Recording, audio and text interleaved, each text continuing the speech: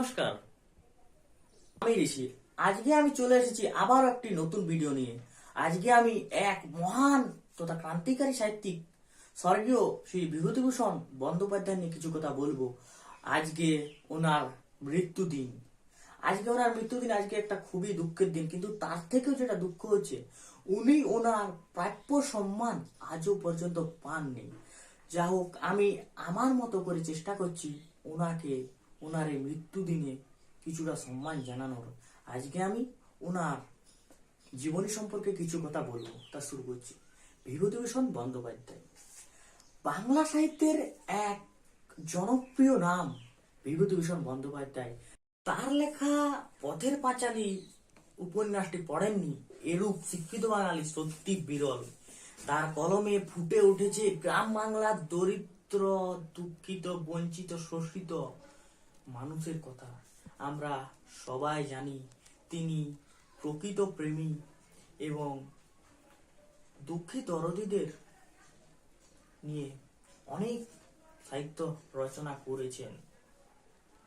তার জন্ম হয়েছিল 1894 খ্রিস্টাব্দের 12 সেপ্টেম্বর এক কাঁচড়াপাড়া হালি শহরের নিকটবর্তী মুরাতিপুর গ্রামে।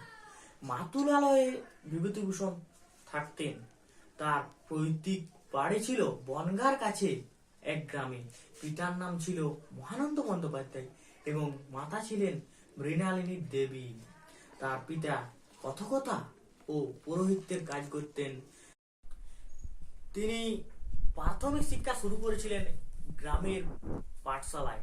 তারপর তিনি উচ্চতর শিক্ষা নেন বনগ্রাম উচ্চ ইংরেজি বিদ্যালয়ে এবং 1914 খ্রিস্টাব্দে তিনি প্রবেশিকা পরীক্ষায় উত্তীর্ণ হন। এরপর তিনি উচ্চ শিক্ষার জন্য কলেজে ভর্তি হন। এ ও বিএ পাস করেন। তিনি কলকাতা বিশ্ববিদ্যালয়ে এমএ পড়ার জন্য কিছুদিন ভর্তি হন, কিন্তু আর্থিক কারণে তাকে অর্ধেক দূরেই ছেড়ে দিতে হয়। এরপর আমরা তার কর্মজীবন নিয়ে কিছু কথা বলবো। কর্মজীবনে বিভূতিভূষণ ছিলেন শিক্ষক। তার কর্মজীবনের শুরু শিক্ষকতা দিয়ে। তিনি একজন নিষ্ঠাবান শিক্ষক ছিলেন। তিনি তার সারা জীবনে বহু সাহিত্য রচনা করেছেন। আমরা জানি যে তার কলমে দুঃখী দরিদ্র মানুষের কষ্টের কথা ফুটে উঠেছে। তার কলমে গ্রাম বাংলার সেই সহজ সরল শোষিত, বঞ্চিত, নিপীড়িত মানুষের কথা ফুটে উঠেছে। তার সাহিত্য সৃষ্টির নিয়ে কিছু কথা আমি বলি। 1928 খ্রিস্টাব্দে প্রবাসী পত্রিকায় মাধ্যমে তার সাহিত্য জগতে আবির্ভাব। এই পত্রিকায় তিনি উপেক্ষিতা নামে একটি ছোট গল্প লিখেছেন। বিভূতিভূষণের খ্যাতি সম্পন্ন ও মহত্বের সাহিত্য সৃষ্টি পথের পাঁচালী, এটা আমরা সবাই পড়েছি। এটি একটি উপন্যাস যার স্বাদ বাঙালি পাঠক এর আগে কখনো দেখেনি। তিনি আরো লিখেছেন, যেমন দেবযান, দৃষ্টিপ্রদীপ, অনুবর্তন, আদর্শ, হিন্দু হোটেল, ইছামতি, অরণ্য প্রভৃতি। আরো উল্লেখযোগ্য গল্প সম্ভার হয়েছে, যেমন যাত্রা দল, কিন্নর দল, আর মৌরি ফুল, মেঘমল্লার। স্বল্পায়ু জীবনের বিচারে তার সাহিত্য সৃষ্টির বিশালতা নেই ঠিকই, তবে পথের পাঁচালীর রচয়িতা হিসেবে তিনি পৃথিবীর একজন অন্যতম শ্রেষ্ঠ সাহিত্যক রূপে মর্যাদা লাভ করেছেন। এ তো কোনো সন্দেহ নেই। সাহিত্যে নোবেল পুরস্কার পাওয়া উচিত ছিল। সত্যি তার জীবনে তিনি যে সম্মানের অধিকারী ছিলেন, সে সম্মান তিনি পায়নি।